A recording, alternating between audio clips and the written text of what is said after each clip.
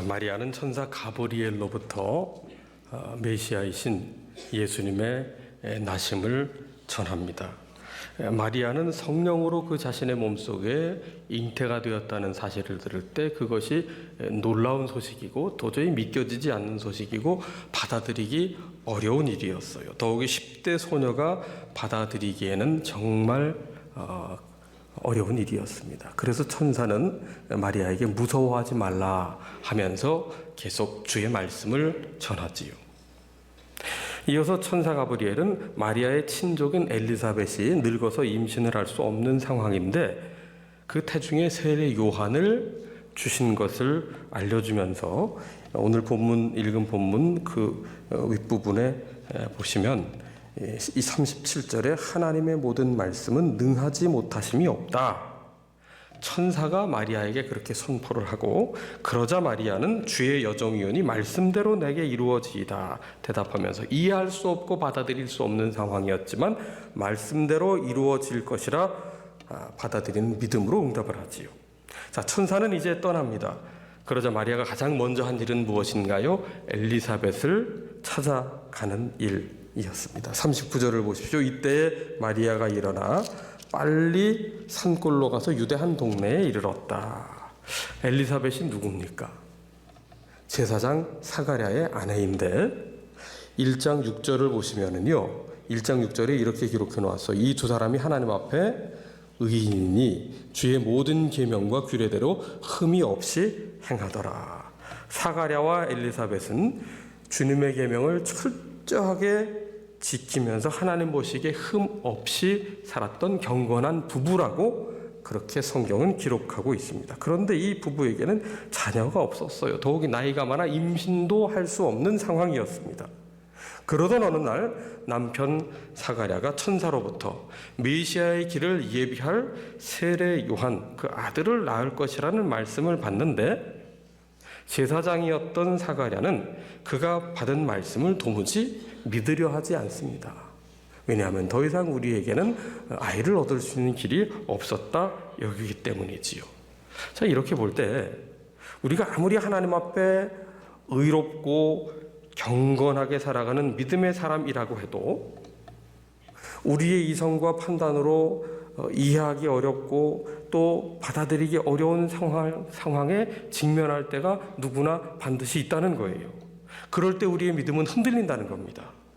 사가랴는 분명히 의로운 믿음의 사람이라 인정을 받았지만 천사가 전한 소식을 믿기보다는 오히려 천사의 말을 의심했어요. 이렇게 사가랴가 하나님을 의심한 일로 인해서 한동안 말을 못하게 되지요. 사가랴는 하나님의 말씀을 믿지 못했어요. 그런데 엘리사벳은 메시아가 탄생하기 6개월 먼저 세례 요한을 낳은 어머니가 되었습니다. 도저히 믿을 수 없는 일이었지만 하나님의 말씀이 성취된 것이죠.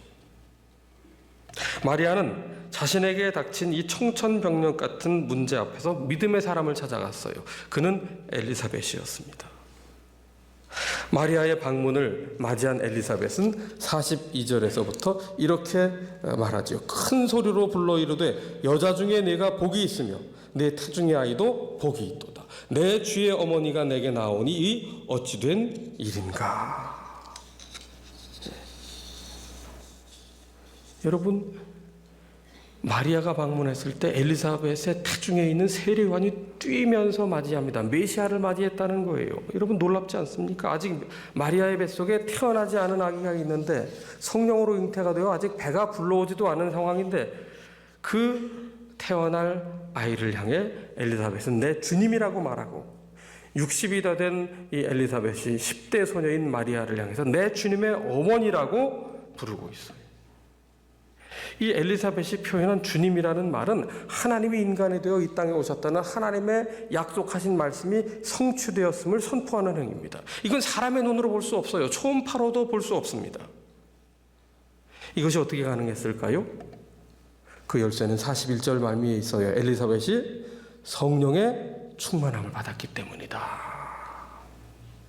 엘리사벳이 성령으로 충만케 되자 하나님의 말씀이 이루어질 것을 이성적으로는 납득할 수 없지만 그러나 믿음으로 받아들이게 되었다는 거예요. 우리가 성령 충만을 이야기할 때 그것을 어떤 인간이 행할 수 없는 기적적인 능력을 행하는 것으로 제한해서 이해하면 안 됩니다. 물론 그런 기적이 일어나기는 해요. 그러나 이것은 하나님의 살아계심을 드러내기 위한 수단입니다. 언제나 수단은 목적이 될 수 없어요. 성령님은 궁극적으로 어떤 일을 하시느냐 하면 하나님, 살아계신 하나님의 말씀이 반드시 이루어지리라는 사실을 믿게 하는 일을 성령님이 하시거든요.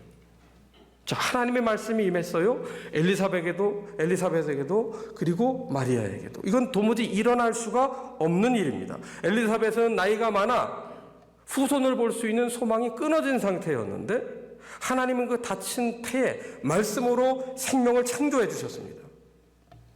마리아는 어때요? 동정녀의 몸입니다. 그런데 하나님은 말씀으로 그 태중의 메시아를 담아주셨어요. 불가능한 일을 가능케 하셨습니다.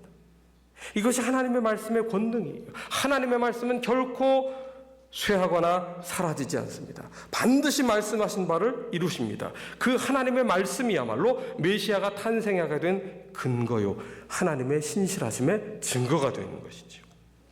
여러분, 하나님의 말씀은 이처럼 능력이 있어요. 이 세상을 창조하실 때 말씀으로 세상을 창조하셨고요. 사도 요한은 예수님을 소개하면서 말씀이 육신이 되어 이 땅에 오신 분이라고 소개하고 있습니다. 우리의 판단과 우리의 이해 그리고 우리의 믿음에는 반드시 한계가 있어요. 사가랴처럼 아무리 믿음이 좋다 해도 내가 이해할 수 없는 상황이나 순간을 마주할 때는 우리는 의심합니다. 믿음이 흔들려요. 하지만 하나님의 말씀에는 한계가 없습니다. 능치 못함이 없어요. 그렇기 때문에 신앙은 무엇이냐? 우리의 신념이 강화되는 게 아닙니다. 신앙의 본질은 하나님의 말씀을 그대로 받아들이는 게 신앙이에요. 성령님을 진리의 영이라고 하지요. 이건 말씀의 영입니다. 성령 충만할 때 우리는 말씀을 말씀으로 받아들이게 되는 거예요. 이 말씀을 받아들이는 행위는 엘리사벳과 마리아에게 새로운 창조, 새로운 생명을 주신 것처럼 우리의 삶에 새로운 창조를 일으키시는 하나님의 능력을 받아들이는 거예요. 그게 말씀을 받아들이는 일이라고요. 이 정말 놀라운 일입니다. 이 말씀을 받아들이는 것이야말로 기독교가 다른 세상의 종교와 뚜렷하게 구별되는 점이에요. 세상의 종교는요, 내가 수행을 열심히 해서 나를 구원한다든지 아니면 내가 그냥 신이 된다든지 하는 거예요. 혹은 내가 착한 일을 하고 공적을 쌓아서 신으로부터 원하는 것을 얻어내기 위해서 흥정을 한다든지 다 이런 겁니다. 그러니까 궁극적으로 내가 중심이에요. 그런데 기독교는 이런 여러 종교와 근본적으로 다릅니다. 여러 종교 중에 하나가 아니에요. 기독교는 진리입니다. 내가 곧 길이요 진리요 생명이니 나로 말미암지 않고는 아버지께로 올 자가 없느니라. 이 세상의 모든 종교의 창시자들은 진리를 찾아가는 구도자였어요. 그러나 진리가 무엇인지는 몰랐어요. 예수님은 진리 그 자체이십니다. 내가 곧 길이요 진리요 생명이다. 그렇게 분명히 말씀을 하셨어요. 하나님은 이 진리의 말씀으로 우리를 구원하시마 약속해 주셨고, 그 약속하신 말씀대로 예수님은 말씀이 육신이 되어 이 땅에 오셨고, 말씀대로 십자가에 달리셨고, 말씀대로 부활하셔서 잠자는 자들의 첫 열매가 되신 분이십니다. 여러분, 엘리사벳은 성령이 충만했어요. 이 성령이 충만했다는 것은 성령에 압도됐다는 것입니다. 성령의 능력에 압도되자 태중에 있는 아기가 메시아임을 통찰하게 된 거예요. 인간의 육신의 눈으로는 볼 수 없고 이성으로도 이해할 수 없는 이 영안이 열렸던 것이죠. 여러분, 성령의 충만함을 받으시기를 사모하십시다. 우리의 상황을 넘어서 하나님의 말씀이 우리의 삶 가운데 이 땅 위에 이루어질 일을 바라보는 영적 눈을 뜨게 하실 것입니다. 우리가 요한계시록을 묵상하고 있는데요, 지난 주간에 19장에 보면은 백마를 탄 자가 오셔서 성도를 핍박하던 로마 제국을 무너뜨릴 것이다. 그 로마 제국이라고 그냥 기록하면 이 성경이 전달되기도 전에 다 사라지니까 바벨론으로 비유해서 그렇게 쓴 것 아닙니까? 근데 왜 백마입니까? 백마는요, 로마 시대에 로마 제국이 전쟁을 한 후에 승리를 하면 개선행전을 할 때 그 전쟁의 지휘관인 왕이나 왕자가 백마를 타고 개선행전하면서 들어오거든요. 그래서 백두산 기슭에서 김정은이 자꾸만 백마를 타고 다니는 거예요. 로마 제국의 역사를 아는 거라고요. 자기가 백두혈통을 이어받은 무슨 신적인 능력을 가진 왕인 것처럼 행세를 하면서 그 백성들을 자꾸만 세뇌시키는 일이라고요. 누가 그러더라고요. 세상에 제일 불쌍한 백마가 그 백마라고 그러던데 말이죠. 여러분, 계시록이 쓰여지던 당시에 성도들의 삶은요, 부활의 증인으로 살고자 했는데 도리어 고난을 마주했습니다. 그 핍박은 순교의 피를 흘리는 감당하기 어려운 고난이었어요. 정말 암흑기입니다. 소망이 보이지 않습니다. 예수님을 따랐는데 돌아오는 것은 핍박이에요. 그러나 분명히 우리에게 계시록은 말씀하고 있어요. 마침내 주님께서 공의로운 재판관이 되셔서 심판자가 돼서 이 땅에 오실 때에 그날이 성도들에게는 어린 양의 혼인잔치에 참여하는 잔칫날이 될 것이요, 찬송이 울려 퍼질 것이다. 세상의 힘을 자랑하고 하나님을 멸시하던 자들은 다 무너지고 말 것이다. 여러분, 이게 우리가 하는 게 아니에요. 하나님이 그 말씀을 성취하신다는 겁니다. 마리아는 처녀의 몸으로 성령으로 메시아를 잉태했다는 사실이 도무지 이해가 되지 않고 믿어지지 않고 받아들일 수가 없었습니다. 하지만 35절을 보세요. 35절, 천사가 마리아에게 말합니다. 성령이 내게 임하시고 지극히 높으신 이의 능력이 너를 덮으시리니 이러므로 나실 바 거룩한 이는 하나님의 아들이라 일컬어지리라. 마리아가요, 성령의 능력으로 덮였어요. 성령의 능력으로 충만해졌다고요. 그러자 마리아는 비로소 어떻게 대답합니까? 주의 여종이니 말씀대로 내게 이루어지이다. 그래서 엘리사벳이 마리아를 축복하기를 45절을 보세요. 주께서 하신 말씀이 반드시 이루어지리라고 믿은 마리아에게 복이 있도다 하는 거예요. 예. 오순절 성령 강림이 어떻게 일어났어요? 성경은 기록하기를 불의 혀처럼 갈라지는 형상으로 나타났다. 마가의 다락방의 120명에게 그 무리에게 성령님이 임하였다. 구약에서도 이와 같이 불이 임하는 장면이 있어요. 모세가 불타는 떨기나무 가운데 하나님을 대면하는, 하나님의 부름을 받는 장면이지. 불은요, 태우는 속성이 있어요. 모든 부정한 생각과 죄의 습관을 태우는데 이 성령의 불에 사로잡히게 되면 하나님이 주신 사명을 감당할 능력을 받게 됩니다. 그래서 두려워 떨기만 하던 그 120명의 무리들이 성령님이 불처럼 임하시자 그때부터는 부활의 증인이 되어 담대히 복음을 전하는 사명을 감당하게 되지 않았습니까? 여러분, 모세를 보세요. 자신의 속에서 그 끓어오르는 그 뜨거운 그 주체할 수 없는 불같은 열정으로 민족을 구원하고자 나섰는데 결과는 어때요? 한 사람도 구원하지 못했어요. 아니, 사람을 죽이는 살인자가 되고 말았다고요. 혈기로는요, 결코 사람을 살릴 수가 없어요. 모세에게 타오르던 불은 성령의 불이 아닌 혈기였어요. 혈기가 뭡니까? 내 힘으로, 내 열정으로 하는 거예요. 그거 안 되는 거예요. 하나님의 일은 그렇게 해서 이룰 수 없는 거예요. 그래서 하나님께서는요, 모세의 그 혈기가 완전히 제가 될 때까지 기다리신 거예요. 아무것도 할 수 없다고 여길 때까지. 아니, 나는 아무 자격이 없다고, 나는 입이 뻣뻣한 사람이라고, 나는 안 가겠다고 그렇게 여길 때까지 기다리셨다가 성령의 불로 그를 붙들어 주셔서 그 마음이 성령의 불로 타오르게 하셔서 바로 앞에 담대히 서서 백성을 구원해내는 일에 사명자로 쓰신 겁니다. 여러분, 그래서 우리는 모두 성령의 사람이 되어야 합니다. 이 성령 충만이 뭡니까? 말씀대로 이루어질 줄로 믿고 받아들이게 하는 것. 이게 성령 충만의 역사예요. 우리가 하는 게 아닙니다. 하나님이 행하시고 하나님이 이루어 주시는 거예요. 마리아가 언제 메시아를 잉태하기를 바란 적이 있어요? 마리아가 소원 기도를 한 적이 있습니까? 마리아가 작정 기도를 한 적이 있습니까? 그렇게 해서 메시아를 낳은 게 아니라고요. 이거 우리는 기억해야 돼요. 전혀 마리아는 바란 적도 없고 꿈꾼 적도 없고 내가 하리라고 여긴 적도 없는 일인데 성령님께서 마리아를 덮으셨어요. 그래서 말씀대로 이루어지는 일에 믿음으로 순종케 하셔서 메시아를 이 땅에 탄생하는 거룩한 도구로 삼아주신 겁니다. 이게 성령 충만한 사람이에요. 우리의 이성으로는 다 받아들일 수 없지만 말씀대로 믿고 순종하는 사람 되게 하는 것 성령님의 역사하심입니다.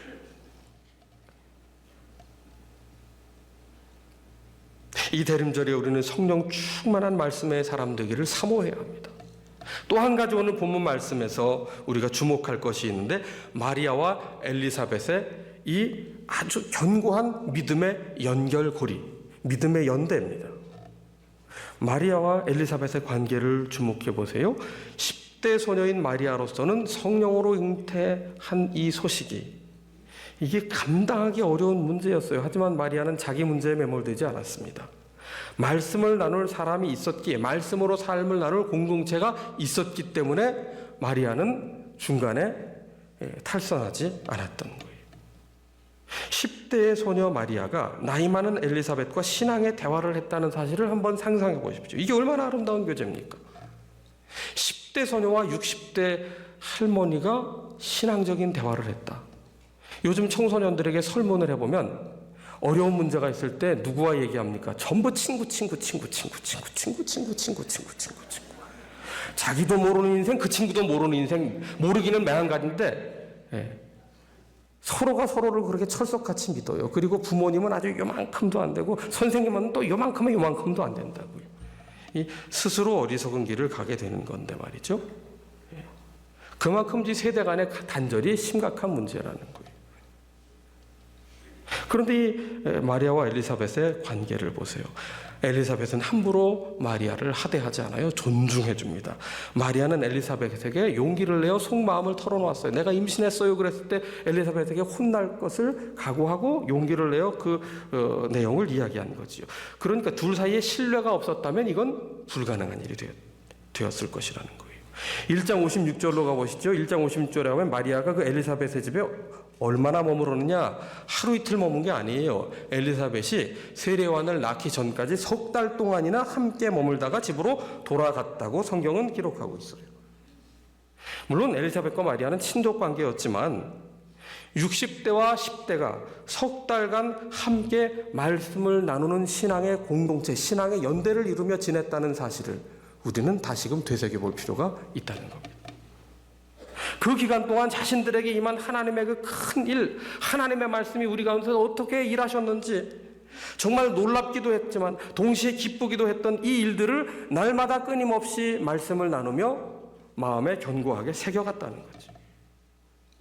하나님은 우리가 신앙생활을 하면서 만나게 되는 어려운 문제들 앞에서 먼저 성령 충만한 사람, 그럼 뭘 보고 능력 있는 사람이 아니에요. 정말 철저하게 하나님을 의지하는 사람이지요. 그 어떤 상황에서도 하나님의 말씀이 그대로 이루어질 줄 믿는 사람이지요. 그렇게 은혜 안에 있는 사람을 만나서 교제케 함으로 힘을 얻게 하시는 거예요. 그래서 우리의 신앙은 공동체를 떠나서는 결코 우리의 신앙은 건강하게 유지될 수가 없는 거예요. 우리 중에 어려운 일을 당할 때 자신의 고민을 전혀 내색하지 않고 감추려는 분들이 계세요. 교회 와서는 절대 무슨 일이 있지 않은 것처럼 평안하시죠? 할렐루야 이렇게 그냥 이렇게만 하고 다니는 거예요. 이렇게만. 무슨 일을 만나도 어려운 척 하지 않는 겁니다.